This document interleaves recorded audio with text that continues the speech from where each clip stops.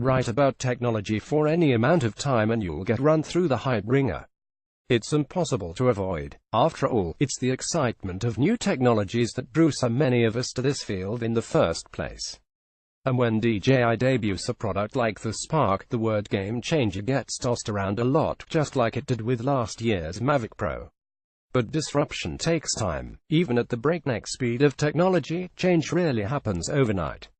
In hindsight, it's easy to pinpoint the mainstreaming of a technology on a single event, like the launch of the first iPhone.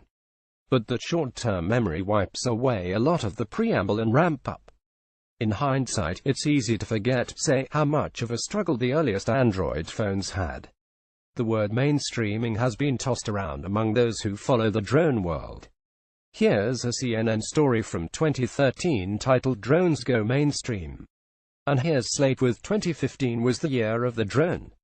And of course one for the Mavic Pro from last year titled, "You know drones have gone mainstream when even Martha Stewart loves her Mavic." Sure, Martha is less known for her technical prowess than her homemaking, but being a millionaire TV star who gets stuff for free probably doesn't quite qualify one as mainstream. I'll admit that I find myself being a bit more cynical about all of this based on recent experiences. For whatever reason, I find myself talking a lot to 3D printing companies these days. Promises of future successes are inevitably tempered with something approaching apology for the hype. The industry has never stopped growing, year over year. But in the eyes of much of the public, it's been an abject failure. The promise of a 3D printer in every home has been all but abandoned. It's become a yardstick for hype and failed promises.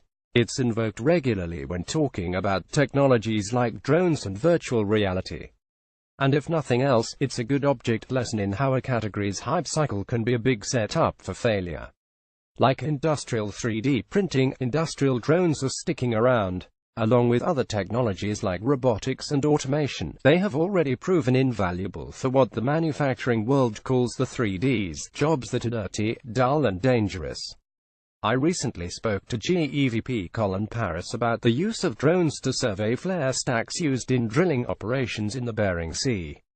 Drones replace the need for workers with mountain climbing skills and really good life insurance plans. But industrial uses don't always lead to mainstream acceptance, as we learned from 3D printing. Most consumer drones are prohibitively expensive for mainstream users. And the ones that aren't are often a pretty crappy experience, not too far removed from the bad shopping mall kiosk helicopters that were good for about 2 flights. And like low-end VR offerings, having a bad, cheap first experience could be enough to put many users off the tech. Of course, the drone 3D printing comparison isn't an exact one tune. For one thing, the joys of drone flying will be immediate for many. And for another, while many drones take time to master, it's not exactly on the same level as learning to create a complicated 3D model, as is often mandatory in 3D printing. And drones come with their own growing issues, including privacy and safety concerns that have led to increased scrutiny from the Federal Aviation Administration, among others. Trying to figure out precisely how legal it is to fly a drone around your neighborhood is pretty tricky, and from the looks of it, things don't seem to be getting much easier, even after you go through what may or may not be an optional registration processing, pending appeal. Still, with every subsequent generation, the category is more accessible. And photography and video will almost certainly be a large part of the path toward a more mainstream acceptance, that and the sheer fun of flying them around. But even with the far more affordable $499 price point on the Spark, the price is still too high for true mainstream adoption.